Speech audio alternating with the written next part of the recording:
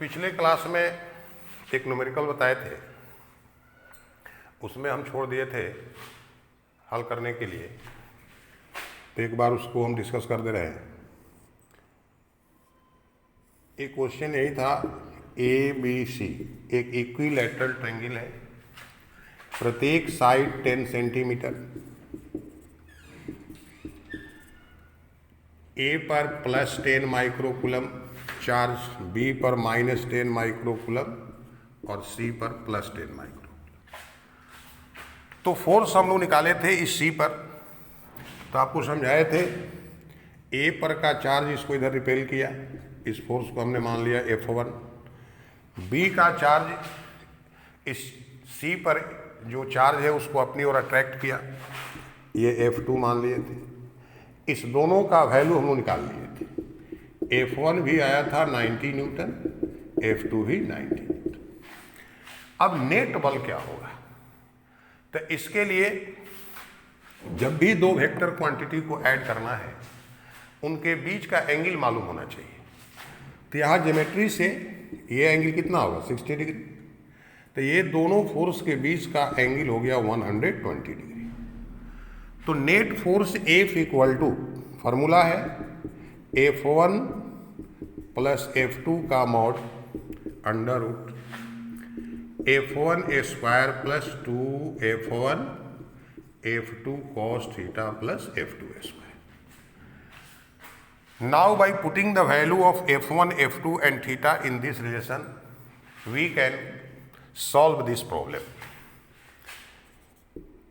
F equal to under root 90 square plus 2 F1 and F2 both are equal to 90 Newton. The 90 square, theta equal to 120 degree. The value of cos 120 degree is equal to -1/2. -1/2 plus F2 square, that means 90 square. ये cancel हो जाएगा। 90 square plus और इस minus के चलते यहाँ -90 square, ये भी कैंसिल आउट हो जाएगा। तो बच गया इक्वल टू 90 स्क्वायर, यानी F इक्वल टू 90 न्यूटन। तो यह जो पॉइंट सी पर चार्ज है, इस पर दोनों इस चार्ज के कारण नेट फोर्स का वैल्यू आ गया 90 न्यूटन। अब इसका डायरेक्शन क्या होगा? तो डायरेक्शन के लिए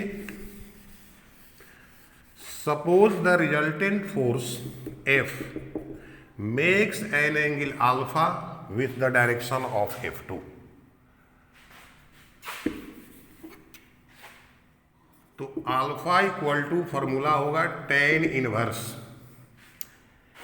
F2 के साथ जब एंगल माने हैं तो यहां पर होगा F1 sine theta by F2 plus F1 cos theta. इसको याद रखना है, जब भी दो फोर्स का रिजल्टेंट निकालना होगा इस फार्मूला का यूज करेंगे। तो tan इनवर्स 90 साइन 120 डिग्री, यहाँ भी 90 और यहाँ भी 90, ये कॉमन हो गया 1 प्लस कॉस 120 डिग्री, ये कैंसिल आउट। तो tan इनवर्स साइन 120 √3/2, 1 इसका वैल्यू -1/2। तो tan inverse √3/2 1/2, 2 cancel, tan √3 which is equal to 60 degree. तो इस पर जो फोर्स लगा उसका मैग्नीट्यूड हो गया इतना 90 न्यूटन, और इस रिजल्टेंट फोर्स का डायरेक्शन क्या हुआ? तो F2 के डायरेक्शन से कितना एंगल पर? 60 डिग्री। तो इस प्रकार से आप किसी एक पॉइंट चार्ज पर रेस्ट दो पॉइंट चार्ज के कारण फोर्स निकाल सकते हैं। अब एक दूसरा क्वेश्चन हम आपको समझाएंगे जिसमें 2 से अधिक चार्ज के कारण फोर्स निकालना, 3 चार्ज के कारण, 4 चार्ज के कारण। अब ऐसे प्रॉब्लम में कैसे हम लोग आगे बढ़ेंगे?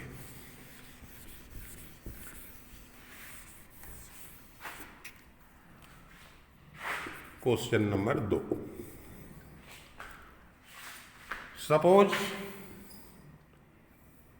ए B C D is a square of side 2 metre, 4 point charges plus 16 microcoulomb plus 32 microcoulomb plus 16 microcoulomb and -1 microcoulomb are situated at vertices A, B, C and D. Find the net force on charge situated at vertex D. ये 4 point charges हैं, इस square के 4 vertex पर स्थित हैं। अब question है कि इस डी पर जो चार्ज सिचुएटेड है इस पर नेट फोर्स क्या होगा।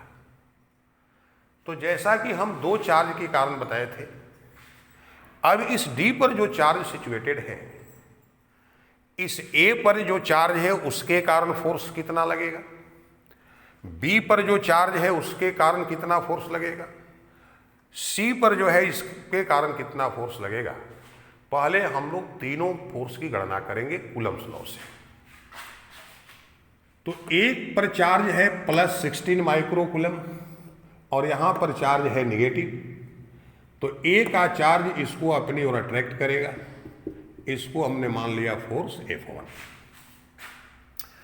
बी पर भी चार्ज पॉजिटिव है, यह भी इस चार्ज डी को अपनी ओर अट्रैक्ट करेगा, इसको हमने मान लिया F2। और सी पर चार्ज पॉजिटिव है, यह भी इस डी के चार्ज को अपनी ओर अट्रैक्ट करेगा, इसको हमने मान लिया F3। इस दोनों चार्ज के बीच का डिस्टेंस 2 मीटर, इस दोनों के बीच का भी डिस्टेंस 2 मीटर, लेकिन इस 2 चार्ज के बीच का डिस्टेंस हो जाएगा 2√2 मीटर। आप जानते हैं डायगोनल साइड √2 के बराबर होता है। अब इसके बाद सिंपल है, पहले कूलम्स लॉ से तीनों फोर्स आप कैलकुलेट करेंगे, F1, F2 एंड F3। तो F1 इक्वल टू फॉर्मूला है 1/4 pi epsilon not Q1 Q2/r²। अब इसके स्थान पर क्या लिखिएगा, 9 × 10⁹। इसमें किसी को Q1 किसी को Q2 मान सकते हैं। तो Q1 16 × 10⁻⁻6 और Q2 के जगह पर 1 × 10⁻⁻6। फिर एक बार बता दें, यहाँ निगेटिव साइन है उससे कोई मतलब नहीं, उसका काम एक ही था कि फोर्स का यहाँ डायरेक्शन डिसाइड हो गया। फोर्स जब भी निकालना है चार्ज का केवल मैग्नीट्यूड लेना है, डिवाइडेड बाई r²। r कितना है, 2 मीटर, तो 2 का स्क्वायर हो गया 4, ये कैंसिल हो गया। अब आप इस 10 का पावर 9 है, यहाँ -6 और -6 है, अगर इसको आप हल करते हैं तो ये -12 और +9 -3 हो जाएगा। तो ये फोर्स हो गया 36 × 10⁻³ न्यूटन। इसी प्रकार इस F2 को भी आप कैलकुलेट करेंगे इसी फार्मूला से, यही वैल्यू आएगा 36 × 10⁻³ न्यूटन। और F3 भी कैलकुलेट कीजिएगा, इसका भी वैल्यू यही आएगा, इतना न्यूटन। तीनों फोर्स तो निकल गए, लेकिन इन तीनों फोर्स को अब ऐड कैसे करेंगे। यहाँ पर आपको जो है आवश्यकता है, जब भी 2 से अधिक आपका फोर्स है उसको ऐड करना है, तो सभी फोर्स को पहले 2 परपेंडिकुलर कंपोनेंट में रिजॉल्व करना पड़ता है, तोड़ना पड़ता है। रिजॉल्व कैसे करेंगे 11th में आपको वेक्टर में बताया गया है। एक बार फिर यहाँ हम हिंट दे रहे हैं। मान लो ये x एक्सिस है और ये y एक्सिस, यहाँ पर एक फोर्स F है, x एक्सिस के साथ ये एंगल थीटा बना रहा है। तो इस F का 2 कंपोनेंट, तो x एक्सिस के लॉन्ग इसका वैल्यू होगा F cos थीटा और इधर होगा F sin थीटा। इसको याद कर लेना है। जिस एक्सिस के साथ एंगल वेक्टर बना रहा हो उसके साथ कंपोनेंट कॉस के टर्म में, उसके परपेंडिकुलर में साइन के टर्म में।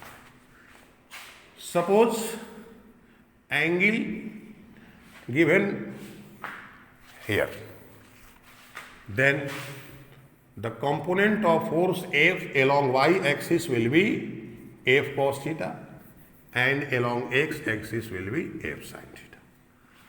On the basis of this relation, at first we resolve all forces in two perpendicular components. For this, we assume this diagonal dV as x-axis and this is y-axis. अब geometry से this angle will be 45 degree and this will be also 45. Now, component of force F1 along x-axis will be F1 cos 45 degree and along y-axis will be F1 sin 45 degree. F2 is along x-axis, so it cannot be resolved into two perpendicular components. Now component of force F3 along x-axis will be F3 cos 45 degree and along y-axis F3 sin 45 degree. अब तीनों force को हम दोनों axis के along resolve कर दिए। अब यही पर समझिएगा कि नेट फोर्स कैसे लिखेंगे। तो net force F equal to जो कंपोनेंट एक्स एक्सिस के अलॉन्ग है उनके साथ यूनिट वेक्टर आई और जो कंपोनेंट वाई एक्सिस के लॉन्ग है उसके साथ यूनिट वेक्टर जे।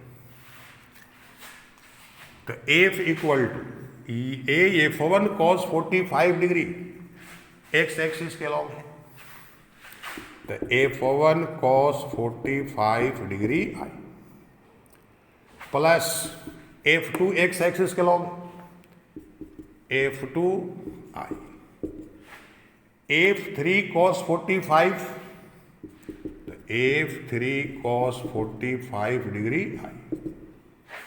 अब आते हैं y एक्सिस के लॉन्ग। तो यहां पर दो डायरेक्शन, एक अप है और एक डाउन है। तो अप को पॉजिटिव तो डाउन को क्या मानते हैं, निगेटिव।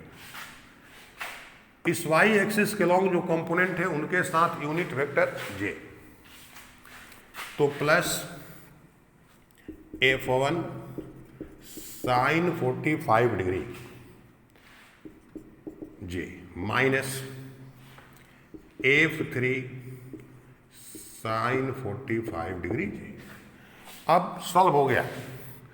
अभी आपने देखा F1, F2 और F3 तीनों का मैग्नीट्यूड सेम था। कितना था?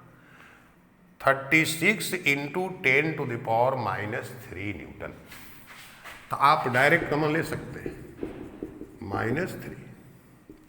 अब यहां पर क्या बच गया, cos 45, तो 1/√2i। यहां पर क्या बच गया, केवल i। फिर यहां 1/√2i।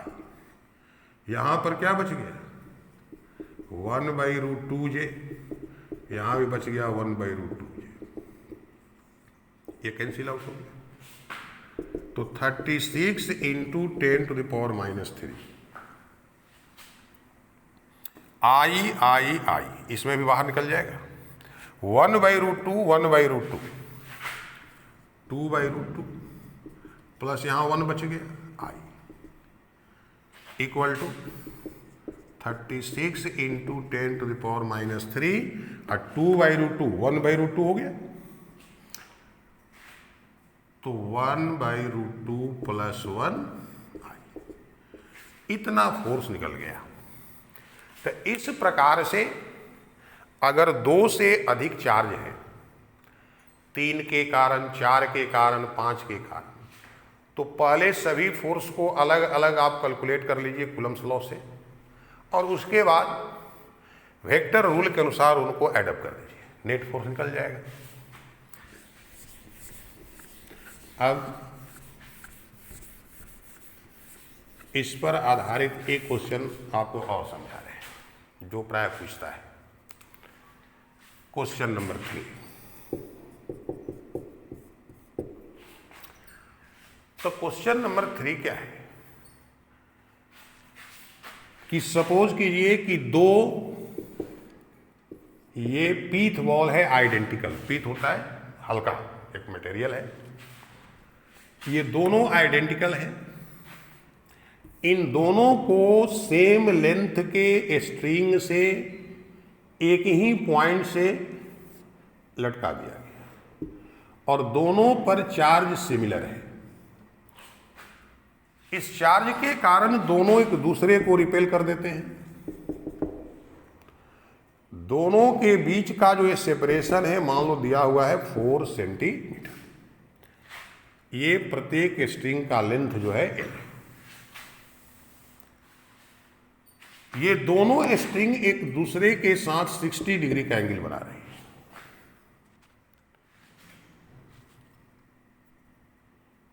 आपसे क्वेश्चन पूछा जाएगा कि इस प्रत्येक स्फेयर पर चार्ज कितना है।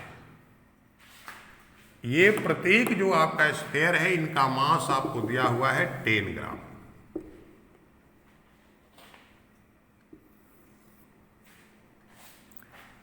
ऐसे क्वेश्चन को आप कैसे सॉल्व करेंगे? तो पहला काम है आप इस दोनों में से किसी एक को ले सकते हैं और इस पर कौन कौन सा फोर्स लग रहा है पहले इसको आइडेंटिफाई कीजिए। एक भी फोर्स छूटेगा क्वेश्चन गलत हो जाएगा। तो एक तो चार्ज के कारण इस पर भी चार्ज क्यू है और इस पर भी चार्ज क्यू है, तो ये आपका स्फीयर इसको रिपेल कर रहा है। तो इधर आपका इलेक्ट्रिक फोर्स F और इस पर भी इलेक्ट्रिक फोर्स इधर F। इस F का मैग्नीट्यूड क्या होगा? तो कूलम्स लॉ से 1/4 pi epsilon not Q1 Q2 तो Q square by R square. दूसरा फोर्स इसका वेट जो है वो वर्टिकली डाउनवर्ड।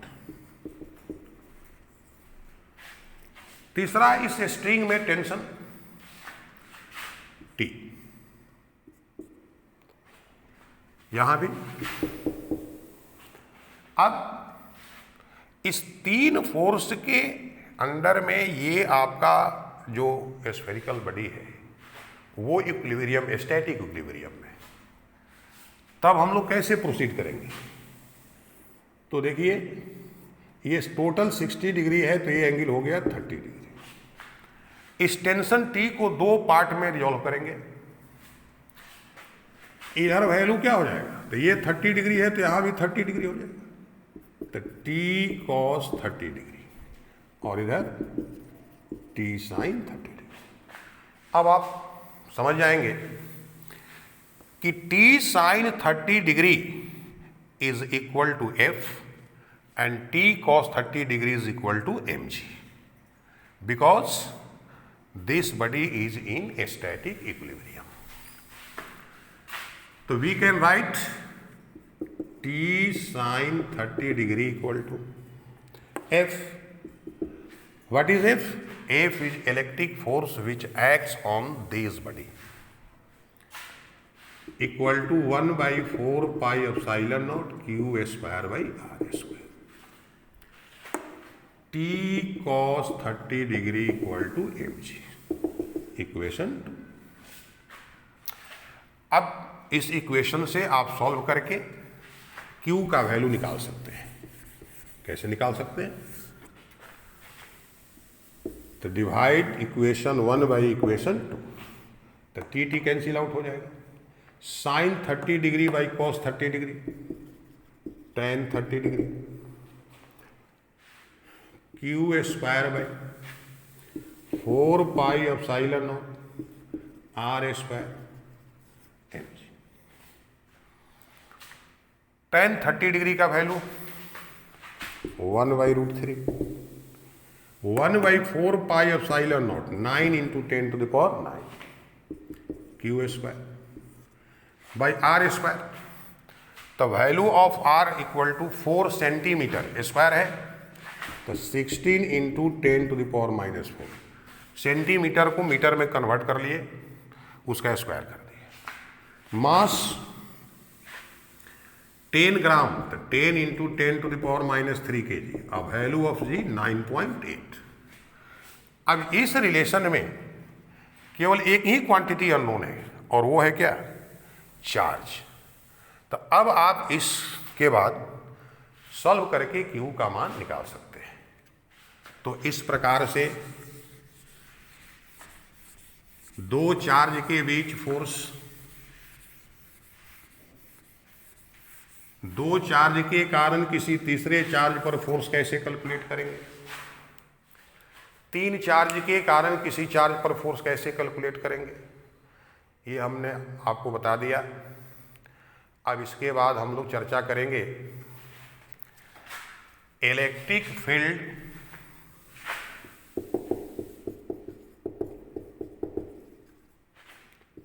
और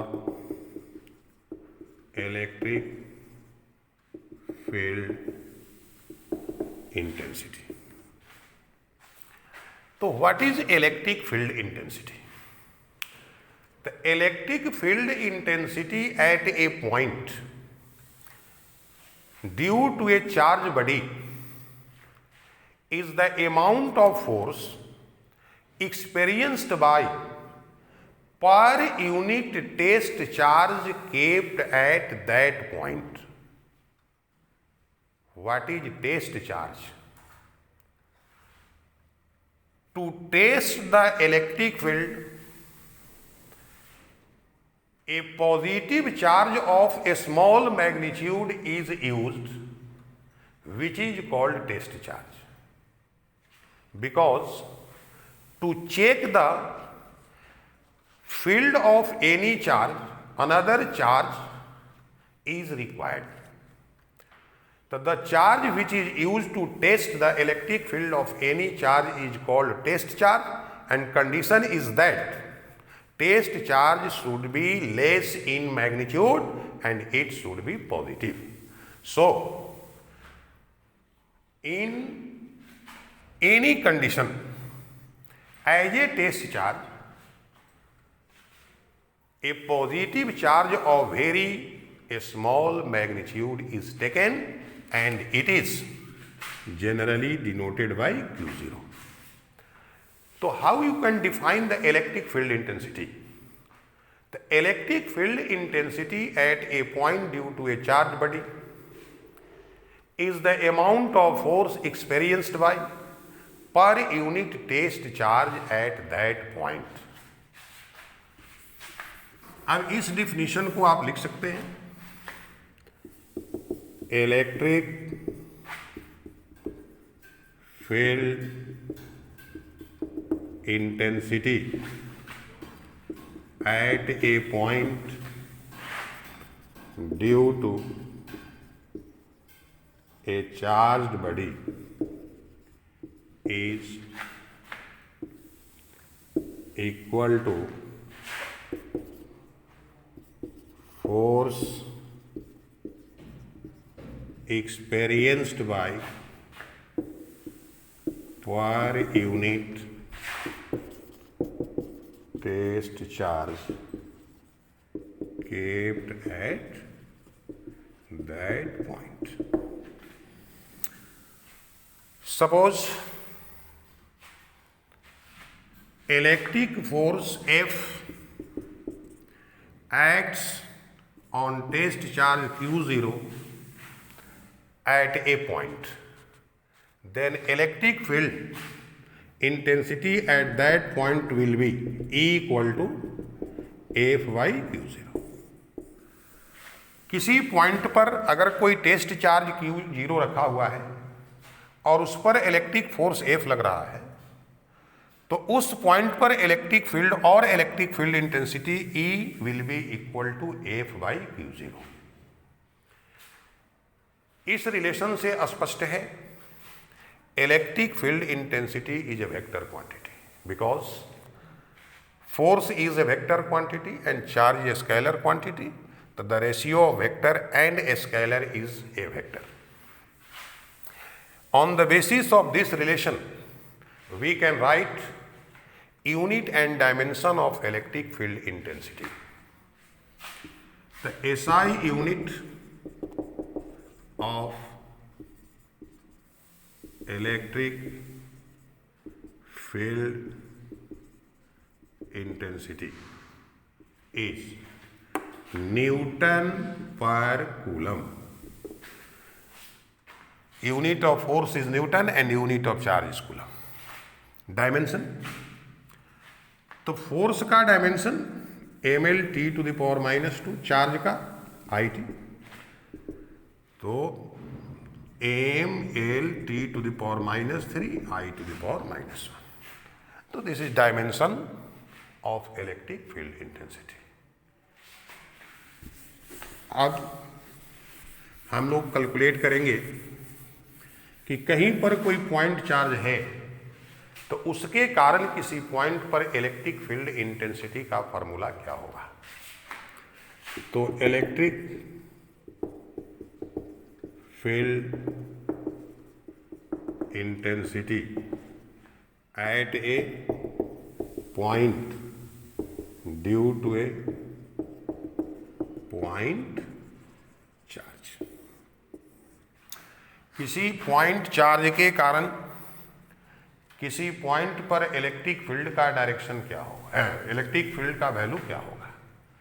अभी हम लोग कैलकुलेट करेंगे. Suppose Q is a point charge,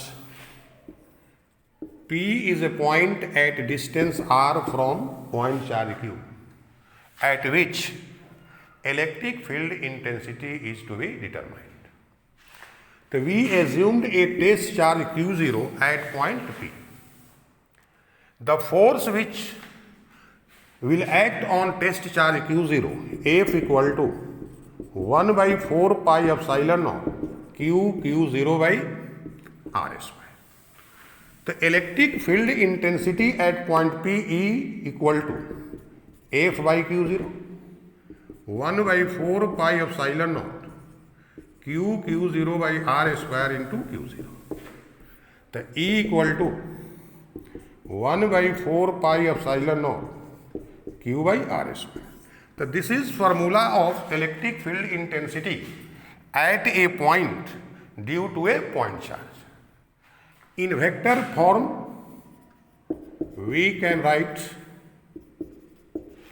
E equal to 1 by 4 pi epsilon naught Q by R square, unit vector R, or E equal to 4 pi epsilon naught RQ vector R.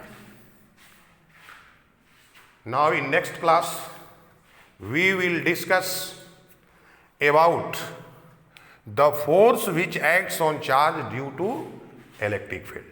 Thank you.